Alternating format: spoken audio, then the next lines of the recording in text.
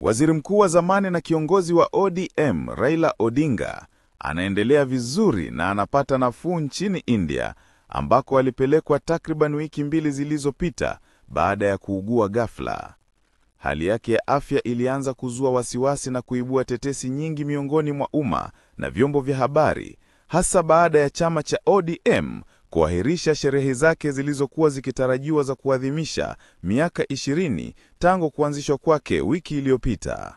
Hata hivyo, hali ya wasiwasi imepungua kufuatia mawasiliano ya hivi karibuni, ambapo mmoja wa marafiki zake wa karibu na mfanya biashara mashuhuri, SK Macharia, alimpigia simu Raila na kushiriki taarifa chanya kuhusu jinsi kiongozi huyo anavyoendelea, akithibitisha kuwa anapata matibabu na anatarajiwa kurejea nchini hivi karibuni.